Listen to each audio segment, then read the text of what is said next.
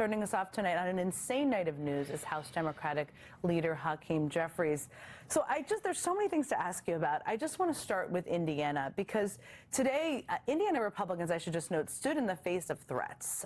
They were being threatened, they were being pressured by the White House and threatened by others. I shouldn't say not by the White House per se in that way. But they voted overwhelmingly to reject this new map. What does that tell you about Donald Trump's hold on his party right now? Well, across the board, it was a good night for the American people and a bad day for Donald Trump. And in Indiana, his effort to try to rig the midterm elections because he knows that his policies has been a disaster, the Republican Party has been a disaster, the House Republican Conference has been a disaster. They've got nothing positive to present to the American people, and so they're trying to gerrymander congressional maps all across the country, and that's not working for them. And they didn't expect a forceful Democratic response, which we've seen, of course, in California. We've seen movement in Virginia and other states, because we've made clear from the very beginning, we will not let these Republicans mathematically gerrymander their way into artificially keeping their majority. And, you know, Indiana, I think, was a shock to them, because they're used to basically Donald Trump saying jump and Republicans responding how high. This was a significant rebuke.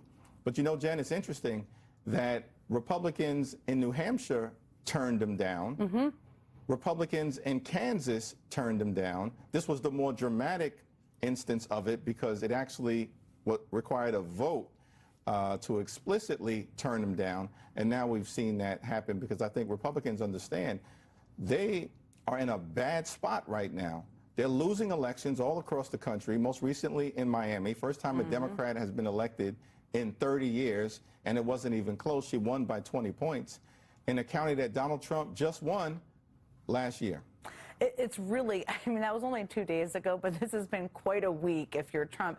You've dealt with him for a long time. Have you seen him weaker than he is now? Well, certainly. I mean, I think what we've seen now are Republicans increasingly being willing to cross him. Yeah. And that's a very new phenomenon. One of the things that hasn't broken through, because there's been so many developments today, is that on the floor, we passed legislation in the House that would wipe out Trump's executive order, ripping away collective bargaining rights from more than 1 million federal employees. And guess what, Jen? 20 Republicans voted with us and against Donald Trump to repeal his executive order. No one's ever seen anything like this. What do you attribute that? I mean, I have my own theories here, but you are the leader of the Democratic caucus in the House. What do you attribute it to? Why do they feel now finally empowered after all this time to cross him? Well, I think a large part of it are the election results. I mean, we've been winning special elections all year, beginning in January, a state Senate seat in Iowa that we flipped that Donald Trump had just won by 21 points. And of course, in April, where we decisively won the Wisconsin State Supreme Court race, swing state, we won it by 11 points. We've seen that over and over and over again. And then, of course, in November, wins all across the country, up and down the ballot, New Jersey, New York, Virginia, Pennsylvania, you know, Mississippi, Georgia, just across the board, and of course, Prop 50 in California. And things continue to get worse for them. You know, the overperformance in Tennessee, and then most recently the results in Miami and flipping a seat in Georgia. So I think they are seeing what we're seeing. The American people are rejecting their extremism and embracing a relentless Democratic focus on the issues that matter. Affordability, driving down the high cost of living, and fixing our broken healthcare system. And now they find themselves in a situation where they know they're about to get blamed if they fail to extend the Affordable Care Act tax credit. I want to get there. I just want to ask you one more question about redistricting stuff, because there have been some calls out there, which I disagree with, but I want to see what you say, that states like Virginia and Illinois should say, we're not going to do it either anymore. I mean, my view is like, they're not going to behave above board, Trump and the Republican Party. So you got to keep all these things on the table. But how do you see it? Yeah, we definitely have to keep everything on the table, including, of course, we know in Maryland, Illinois, I think, you know, Governor Pritzker has been very strong and has said, if Indiana moves forward, we're moving forward.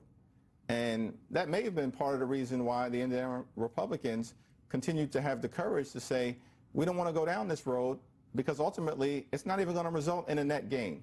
Now, they still want to gerrymander in Florida. And so we have multiple options that we have to keep on the table because we know they're going to keep their foot on the gas pedal because they can't win a free and fair election. And as Democrats, we're only 3 seats short. That's the narrowest majority that any party has had, Republicans, since the Great Depression. And they've been a complete and total failure. And we're right on the issues. We're defending the health care of the American people. We're pushing to extend the Affordable Care Act tax credits. Donald Trump promised to lower costs on day one. Costs aren't going down. They're going up. And so they're on the run. But they're running out of states to try to cheat in. In fact, I think they really only have Florida left, and they got major obstacles in Florida, particularly when you see the results that just happened a few days ago. But would you like, it sounds like, but you tell me, you'd like Governor Pritzker, Governor Moore, incoming Governor Spanberger to still keep this process going, given Florida could be something they try to push on the other side? All options definitively have to remain on the table, right? Because we can't unilaterally disarm, and that's been our position from the very beginning, and that will continue to be our position until this thing ends. Let me ask you about health care. There are a lot of proposals out there. There's 3 discharge petitions. You tell me if I'm getting the math here. One of them is yours, which has about 214. Does it have more than 214 votes? That's right, 214. 214 votes. There's 2 other ones. There's also a bipartisan bill. Speaker Mike Johnson says, reportedly, that he will put something potentially forward. Have you heard that directly from him? Do you think that's going to happen? Yeah, I have not heard that directly from him, but they clearly are under pressure. I think their original Republican plan was to try to fly below the radar and allow the Affordable Care Act tax credits to expire because they don't give a damn about helping the American people. And tens of millions of folks are about to experience, as you indicated, dramatically increased premiums, copays, and deductibles if these tax credits expire. But Democrats in the House, together with our partners in the Senate, led by Chuck Schumer, have spent months now dramatically raising this issue and the stakes, so that the public knows that Congress needs to act, and if Congress doesn't act, it's the Republicans' fault who have, failed to protect the health care of the American people. So we've got multiple discharge petitions now. The one that we've introduced as House Democrats has 214 signatures. All we need are 4 House Republicans to join us, just 4. There are 220 of them, and we can make sure that we protect the health care of everyday Americans by not allowing the Affordable Care Act tax credits to expire. But you have some traditional Republicans, traditional conservatives, I should say, who have introduced their own versions of extending the Affordable Care Act tax credits because they're frustrated with Mike Johnson and House Republican leaders who've done nothing and who apparently don't care that these Republicans in swing seats are about to go down in flames. Are there the bipartisan bill? There's a couple Democrats who are co-sponsoring this with Congressman Fitzpatrick. It would extend it for 2 years. It has some other components in there you may have concerns about.